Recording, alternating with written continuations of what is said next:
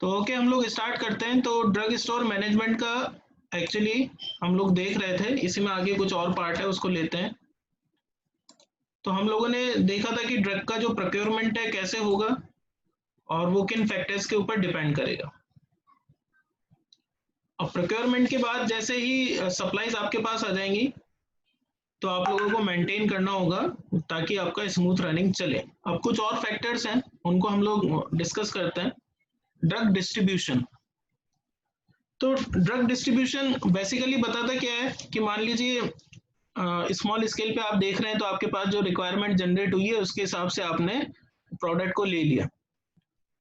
अब प्रोडक्ट को ले लिया, रखा हुआ है, बट उसका जो डिस्ट्रीब्यूशन है वो कैसे होगा। जैसे ही वो प्रोडक्ट आया है तो आते ही आपके आपके काउंटर पे सीधा आ जाएगा, या आपको उसको स्टोरेज जो स्पेस है वहां डालना पड़ेगा, फिर उसको जो सेकेंडरी जो ट्रांसफर है वो करना पड़ेगा। क्योंकि मान लीजिए जो इमीडिएट सप्लाई है वो तो आके वो खत्म हो गया, बट उसमें आपको मार्जिन नहीं मिल पाएगा ना। हम लोग मार्जिन की बात कर रहे हैं कि जो प्रॉफिट है वो मैक्सिमम जो मिले, वो जो कंडीशंस हैं उसके लिए आपको जो डिस्ट्रीब्यूशन है वो कैसे करना चाहिए।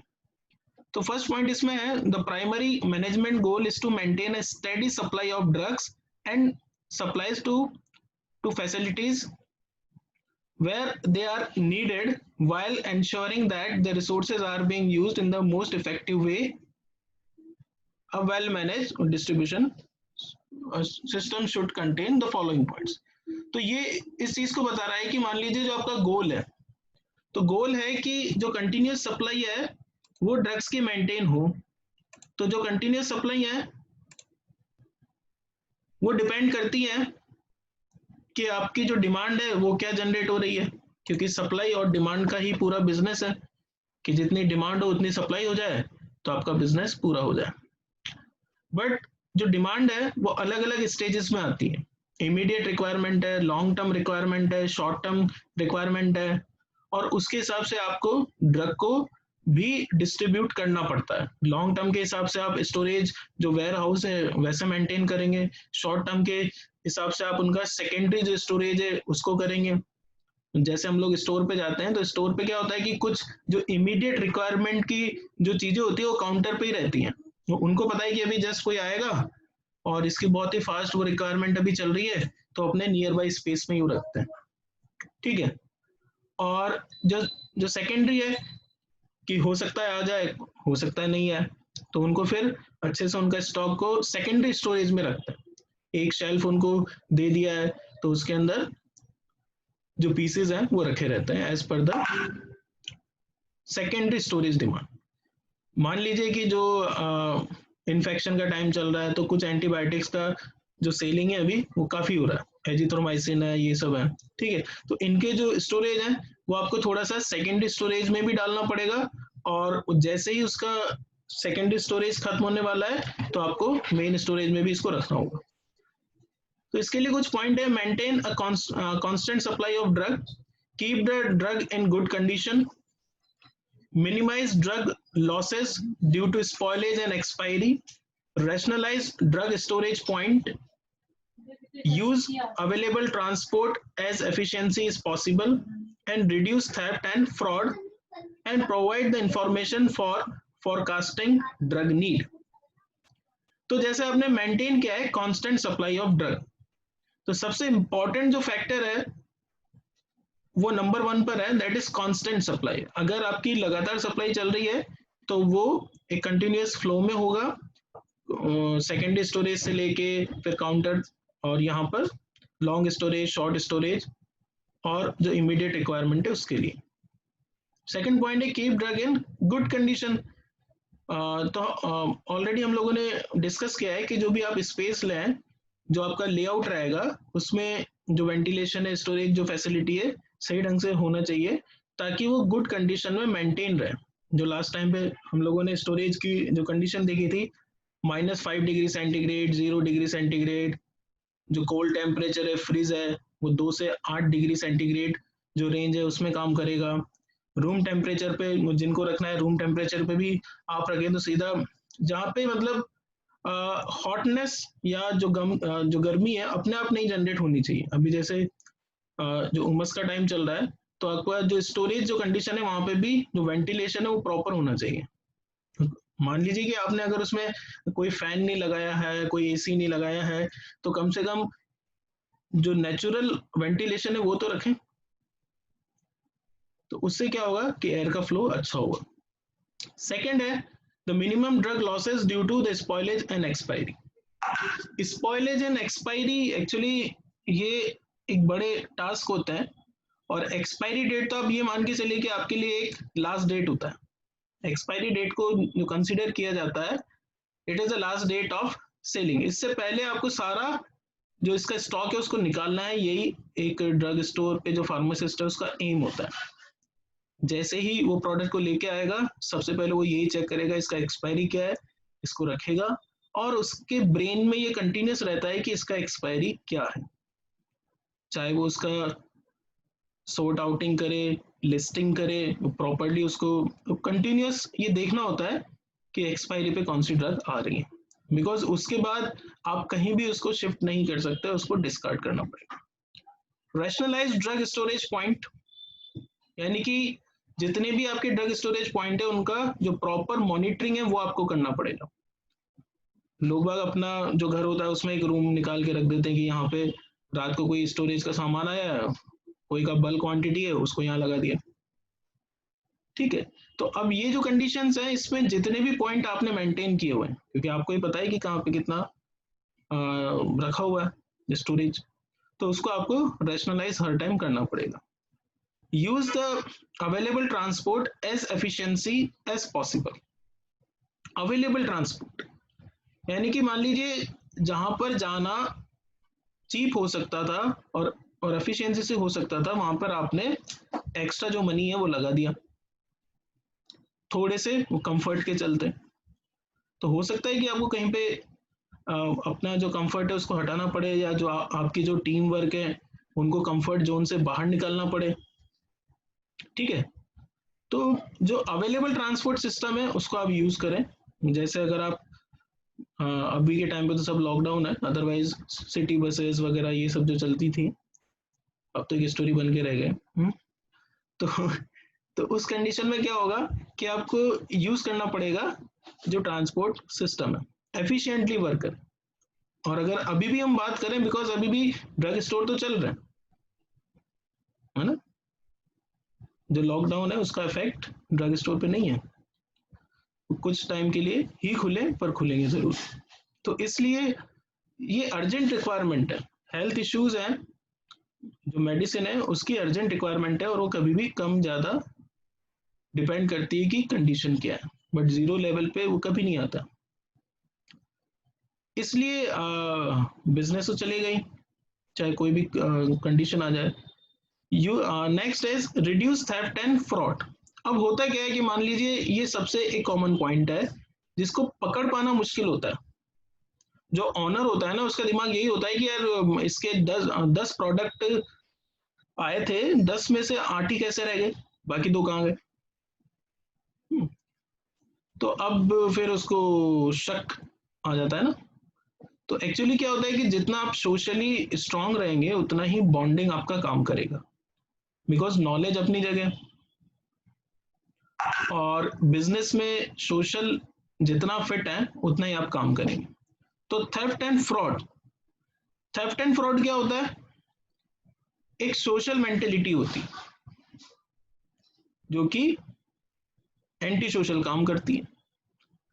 मतलब वो जनरेट हुआ है कि मान लीजिए वो किसी को पैसे की कमी है, ये है वो है, तो एक लीगल वे में वो आए ना, तो जो एक्टिविटी है वो सही ढंग से हो पाएगी कि मान लीजिए उनको रिक्वायरमेंट है, आपसे उन्होंने सीधा बात किया तो आपने सपोर्ट किया। अब आप अगर सपोर्ट नहीं कर सकते तो मना ही करेंगे। अब अगर मना किया तो सामने वाला समझ ले कि नहीं उसको तो देते मुझे नहीं देते। होता है ना ये टीम में, अगर आप लोग कहीं पे जो ऑनरशिप कर रहे हैं, एक्चुअली क्या होता है जैसे हाई लेवल पे जाते हैं तो इस टाइप की जो चीजें हैं हर जगह देखने को मिलती हैं। तो फिर आप क्या करेंगे, आप अपनी साइड से पूरा सेटिस्फाई करने की कोशिश करेंगे, बट अगर बाई चांस नहीं कर पा रहे तो आप भी वो कैसे करेंगे। ठीक है, आपकी भी अपनी लिमिटेशंस हैं। तो फिर अगर सामने वाला नहीं समझ रहा है, अब थेफ्ट क्या चीज होती है उसको समझ पाना बड़ा मुश्किल होता है, उसके लिए फिर अलग ब्रेन का डिपार्टमेंट चलता रहता है, वो कंटिन्यूसली उसका जो मॉनिटरिंग है देखा जाता है। तो अब कोई पीस मान लीजिए गायब हो गया, कोई इंजेक्शन है, एम्प्यूल है, आपके स्टोर से चला गया, उसका जो पैसा है आपको नहीं मिला, तो जब आपको जो एमआरपी है नहीं मिल रहा है, जो कॉस्ट प्राइस है वो नहीं मिल रहा है, तो फिर आप मार्जिन कहाँ से निकालेंगे? आपको तो लॉस हो गया पूरा। एक भी अगर स्टेप यहाँ वहां हो जाता है तो 100% लॉस है वो तो। जो प्रोडक्ट आप लेके आए थे उसमें आप मार्जिन की बात कर रहे थे, बट थेफ्ट एक्चुअली, थेफ्ट के ऊपर क्यों इतना सारा वो आर्ग्यूमेंट होता है? इसीलिए होता है, और इसीलिए जो मालिक होता है वो कभी सही ढंग से बात ही नहीं कर पाता। अब लोग कहते हैं कि ये तो ऐसे ही है, साहब आ गए। अब साहब को पता है ना कि वो कैसे अपना काम चला रहे हैं। तो थेफ्ट एंड फ्रॉड सबसे बड़ा इशू है बिजनेस में, और इसको अपना सोशल जो मेंटेलिटी है उसी से मेंटेन किया जा सकता है, बिकॉज आपको स्ट्रॉन्ग बॉन्डिंग भी रखनी है, जो वर्क जो एफिशिएंसी उसको भी मेंटेन करना है, ठीक है। इसलिए जो मालिक होते हैं उनके कांटेक्ट हर एक जो पर्सन होता है उससे प्रोफेशनली भी जुड़ा रहता है, और जो पर्सनली है वो भी एक लिमिट तक उसको जुड़ा रहना पड़ता है, बिकॉज अगर ऐसी कंडीशन आती है तो फिर वो कहीं भी कुछ नहीं कर पाता। बिकॉज क्या होगा कि मान लीजिए आपने आपको पता चल गया कि इन्होंने ऐसा किया है, फिर आप उनसे बात कर रहे हैं तो वो आपको सही जवाब नहीं दे रहे, ठीक है। तो फिर आप क्या करेंगे? अपना नेटवर्क के थ्रू जनरेट करेंगे कि इनको कोई और समझाए, क्योंकि बात तो ऐसे ही होती है, डायरेक्टली अगर कोई नहीं मान रहा है तो समझाने की बात होती है। तो वही स्टेज तक अगर मैटर सॉल्व हो जाता है तो वो सबसे ठीक कंडीशन मानी जाती है, क्योंकि हो सकता है कि वो कुछ टाइम तक जो अपनी गलती है उसको एक्सेप्ट नहीं कर रहा हो सामने वाला, बट बाकी लोग जो टीम में है, जो नेटवर्क में है, वो जब सजेस्ट करें तो वहां पर वो प्रॉब्लम ठीक हो जानी चाहिए, उसी से वो कंडीशन का बेस्ट सोल्यूशन है, अदरवाइज फिर कुछ भी हो सकता है, बहुत सारे इश्यूज हैं। Next is provide the information for forecasting drug need.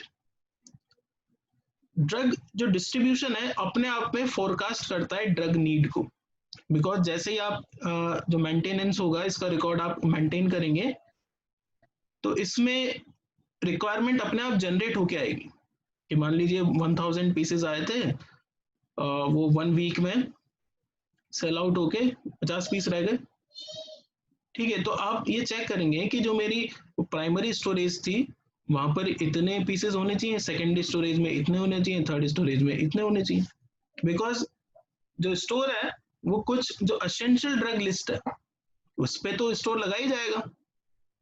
मतलब जो मिनिमम रिक्वायरमेंट है ये स्टोर की, वो असेंशियल ड्रग लिस्ट तो हर किसी को मेंटेन करनी पड़ती है, और ये तो जनरल रिक्वायरमेंट है, ये तो सेलिंग होना ही होना है, इसमें क्या डाउट,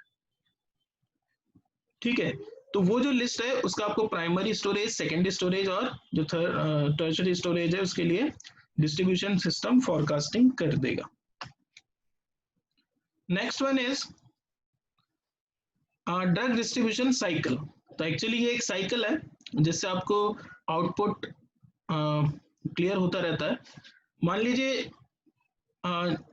जो प्रोक्योरमेंट हुआ, यहाँ तक हम लोगों ने देखा, तो आपने जो ड्रग है उसको मंगा लिया, ठीक है। तो जैसे ही आपने जो प्रोक्योरमेंट का काम कंप्लीट हुआ तो सबसे पहले क्या होगा, जैसे ही जो मटेरियल है, जो प्रोडक्ट है आपके ड्रग स्टोर पे आया या उसके वेयर हाउस पे आया, तो आप क्या करेंगे? सबसे पहले ट्रांसपोर्टेशन को क्लियर करेंगे। यही होता है कि मान लीजिए आपने जो सामान मंगाया था वो आपने रेंट पे कोई लोडिंग वाहन वगैरह किया था, तो सबसे पहले वही आता है कि साहब मेरा पैसा दो, इतने की बात हुई थी, है ना। छोटे लेवल से बड़े लेवल से जो भी हो, बात तो यही होती है। तो फिर वो आएगा और अपना जो है पैसा लेके जाएगा। Second one is receipt and inspection.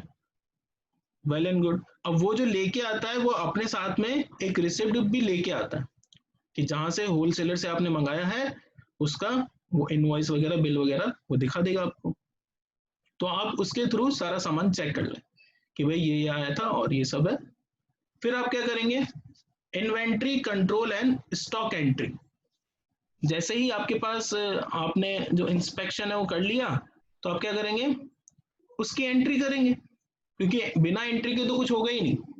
Entry अगर आपने नहीं की, ऐसे ही रख लिया, मतलब सब गड़बड़ हो गया, कुछ भी हो सकता है उसमें से, क्योंकि रिकॉर्ड ही बोलता है ना लास्ट में। रिकॉर्ड क्यों रखा जाता है, बिकॉज लास्ट में जब कोई नहीं बोलता है तो रिकॉर्ड बोलता है, और उसी को माना जाता है चाहे कुछ भी हुआ हो। एंड देन स्टोरेज, तो ट्रांसपोर्ट हो गया, रिसिप्ट एंड इंस्पेक्शन हो गया, then the inventory control, stock entry हो गया, स्टोरेज हो गया, और फिर आपने रिक्वेस्टेशन फॉर सप्लाई स्टोरेज में रखा। अब स्टोरेज से क्या होगा, धीरे धीरे सप्लाई की ओर वो जाएगा। तो जैसे ही वो सप्लाई की ओर जाएगा तो स्टोरेज में एक स्पेस बनता जाएगा। तो रिक्वेस्टेशन क्या होता है, उसमें लिखा जाता है that this much quantity is required. तो रिक्वायरमेंट यहीं से जनरेट होगी, जैसे स्टोरेज में आया, यहाँ से सप्लाई गई, तो यहाँ पे एक स्पेस क्रिएट हुआ, और वो जो स्पेस क्रिएट हुआ वो अपने आप में रिक्वायरमेंट बन के डिलीवरी हुआ। फिर जो ड्रग था वो पेशेंट के पास चला गया, और जैसे ही आपने पेशेंट को दे दिया, तो जो कंजम्पशन रिपोर्टिंग है वो भी आपको मेंटेन करना पड़ेगा। तो दो टाइप के यहाँ पे रिकॉर्ड हो गए, इन्वेंट्री कंट्रोल या स्टॉक एंट्री, और सेकंड इज कंजम्पशन रिपोर्टिंग। ये दोनों रिपोर्टिंग आपको करनी होती है। हालांकि क्या होता है कि सॉफ्टवेयर होता है, तो जैसे उसमें जो क्वांटिटी है वो चेक कर ली जाती है कि स्टोर में है कि नहीं है, कितने पीसेज हैं, क्या है, बस मैन्युअली ये पता होना चाहिए कि कहाँ पर रखे हैं। हालांकि उसमें जो लेआउट होता है, आजकल ऐसे वो सॉफ्टवेयर आ गए कि उसमें शेल्फ वगैरह, नंबर वगैरह सब आ जाता है कि इसमें क्या है, बट फिर भी सब कुछ तो ऑनलाइन नहीं होगा।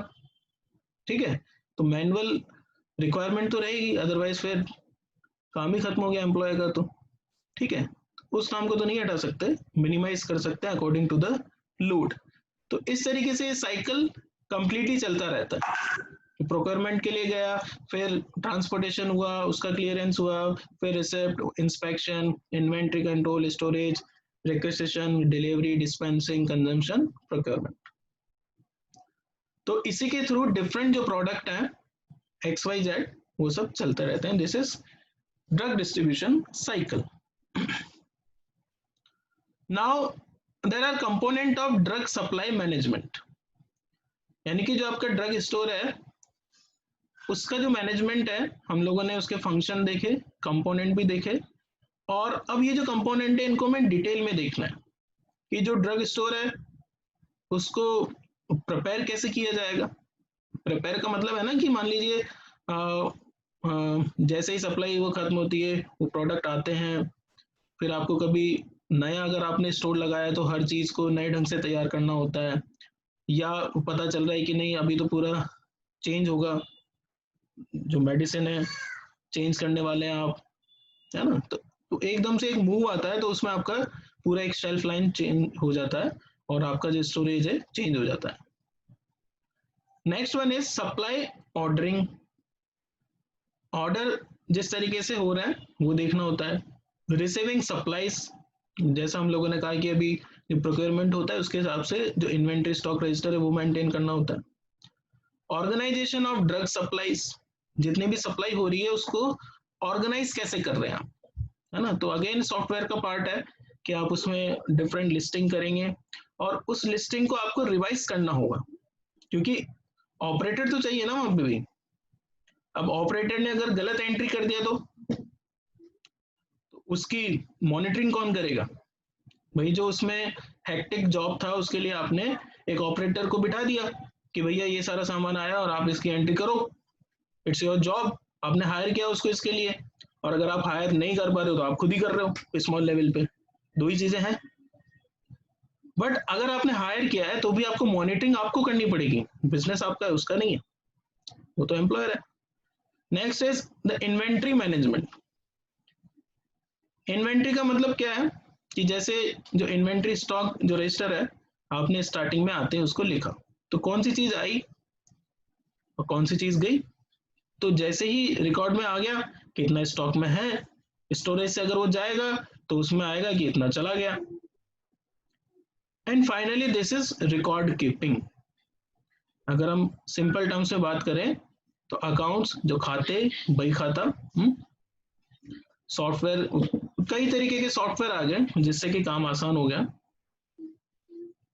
जो टैली है और ये सब है, तो इसमें कई तरीके से होलसेलर्स को हेल्प मिलती है और बिजनेस करना सिंप्लीफाई हो गया। अदरवाइज क्या होता था कि सबसे बड़ी जो इश्यू है वो यही है कि जैसे ही मान लीजिए जो पॉपुलेशन है उसका ग्रोथ हो ही रहा है, ठीक है, तो इस कंडीशन में क्या होता है कि सप्लाई बहुत ज़्यादा बढ़ती जाती है, तो फिर नए नए ड्रग स्टोर खुलते हैं, नए नए होलसेलर्स आते हैं, बिकॉज